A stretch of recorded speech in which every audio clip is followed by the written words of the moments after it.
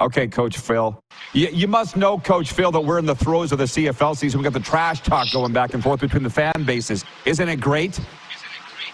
You got to love the trash talk between fans and everybody else, man. You got to love it. Okay, Coach Phil checking in from Washington State. Can you please make some sense of this?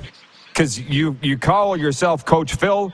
Obviously, you coach. How do you feel about the Owls and their media blaming Cody Fajardo's injury and 5 days break only between games?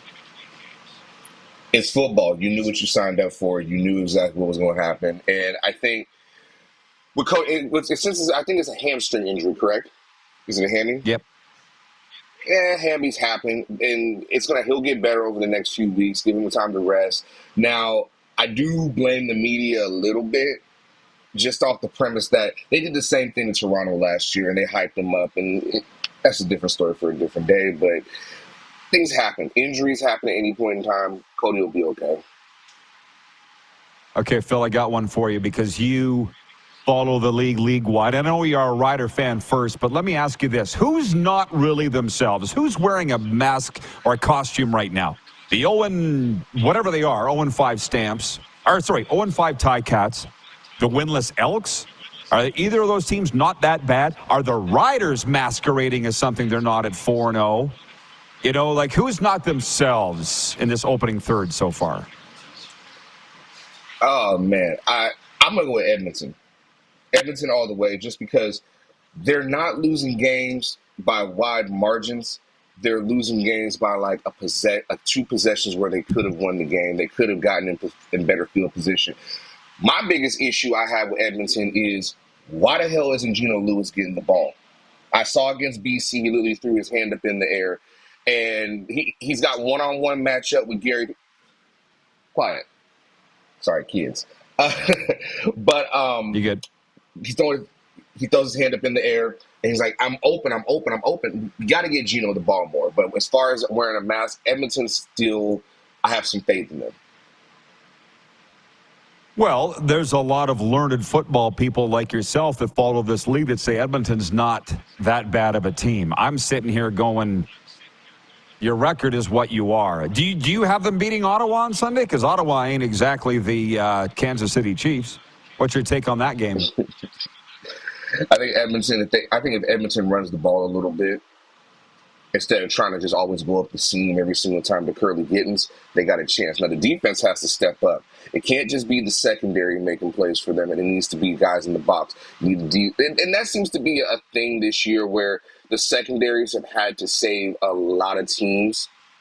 It's because their D-line is not stepping up the way they should be. So I think Edmonton has a fair chance against Ottawa.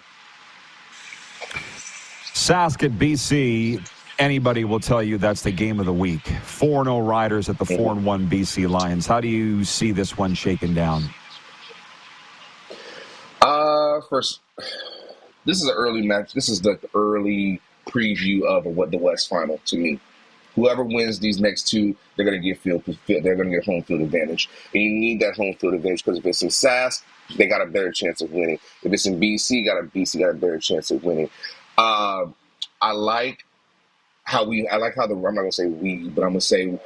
Riders match up against BC. I like how both teams mirror each other. It's just going to come down to whose front line is going to do better. Can the Riders front line, can they push and get to second level and make space for AJ to run the ball? Or is BC going to raise the tempo, and are they going to be able to just get McKinnis the ball, get Alexander Hollins the ball, get William Stanback into space, and create another receiving back that can make plays? This is what it's going to come down to.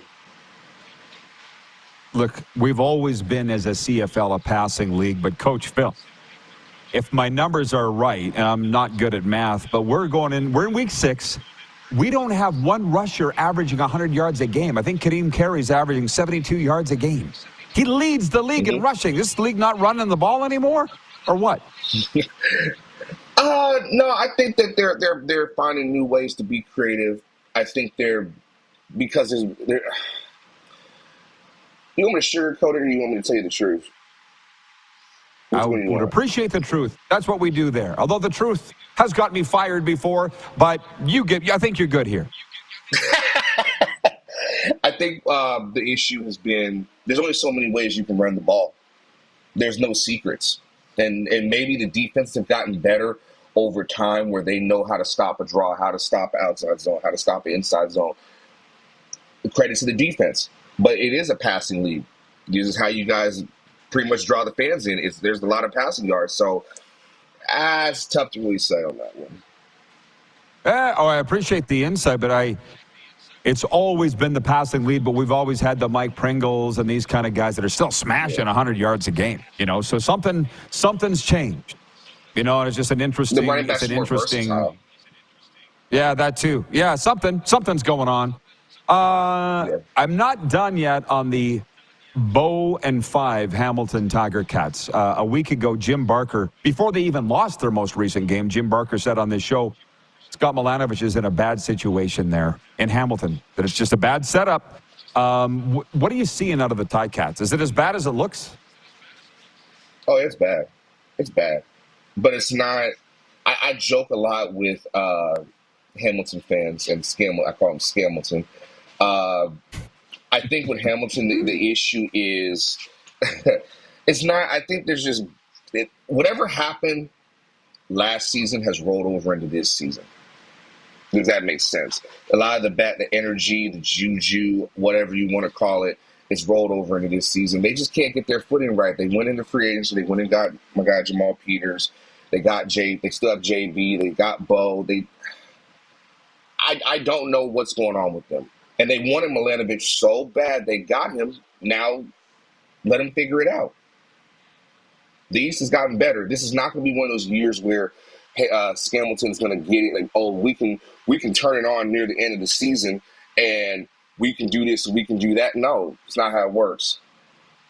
Everybody got better. Well, they know football in Hamilton, and when fans are leaving at halftime like they were last weekend, that ain't good because they know this is junk. They better start figuring it out, and maybe that's what they're doing here on the bye. But they've changed offensive coordinators, like you said. They fired the special teams coordinator at some point, who ultimately pays the price. Phil, it is summertime. I just got to ask you, going to get watching some CFL live in person this summer? What's your schedule? I've already been to one. I'm going to be taking my daughter to her first one, August 18th, Winnipeg against BC. I got a few more games I want to get to. I'm going to try and get to Montreal this summer before I go back to work. But, hey, we're just going to keep it moving, and we're going to make a couple stops along the way. Keep doing what you do, and Montreal is a wonderful choice to catch live CFL football. Thanks, Phil. Enjoy the games this weekend. Let's do it again soon. Yes, sir. Yes, sir. Take it easy. Coach Phil Reacts joining us from Washington State. Talking a little ball here on a Football Friday.